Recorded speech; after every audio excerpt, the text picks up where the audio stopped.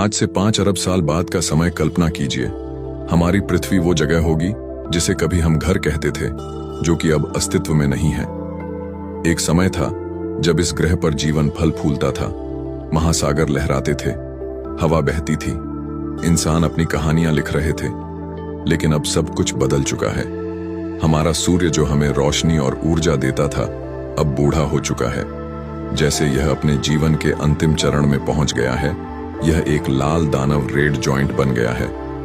धीरे धीरे इसका आकार इतना बढ़ गया कि इसकी ज्वलंत गैसों ने पहले बुध, फिर शुक्र और अंत में हमारी पृथ्वी को भी निगल लिया। अब पृथ्वी का नामो निशान मिट चुका है। तब क्या कोई हमें याद करेगा? क्या कोई जान पाएगा कि यहाँ कभी जीवन था?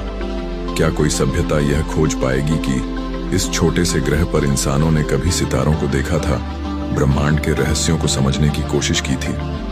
शायद नहीं, क्योंकि अरबों वर्षों बाद जब सूर्य भी अपने अंतिम दिनों में एक सफेद बर्फ का गोला बनकर ठंडा हो जाएगा, तब अंतरिक्ष में केवल धूल और गैस के बादल रह जाएंगे। लेकिन ये अंत नहीं होगा। जैसे ही पुरानी चीजें नष्ट होती हैं, तो नए तारे जन्म लेते हैं। शायद कहीं किसी और कोने में, किसी दूसरी आकाश गंगा में एक नया तारा जन्म लेगा और उसके चारों ओर नए ग्रह बनेंगे।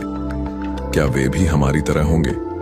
क्या वहां भी कोई खड़ा होकर आसमान की ओर देखेगा और ये सोचेगा, क्या हम इस ब्रह्मांड में अकेले हैं? शायद पृथ्वी का नाम इस ब्रह्मांड में हमेशा के लिए खो जाएगा।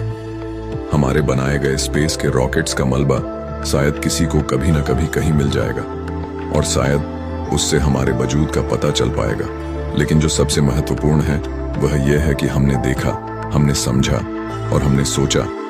हम ब्रह्मांड के छोटे से कोने में कुछ ही समय के लिए लेकिन मौजूद थे, और शायद यही सबसे बड़ी बात है। हम ब्रह्मांड की धूल से बने हैं और एक दिन फिर उसी में समा जाएंगे, लेकिन हमारी कहानियों अनंत काल तक गूंजेगी।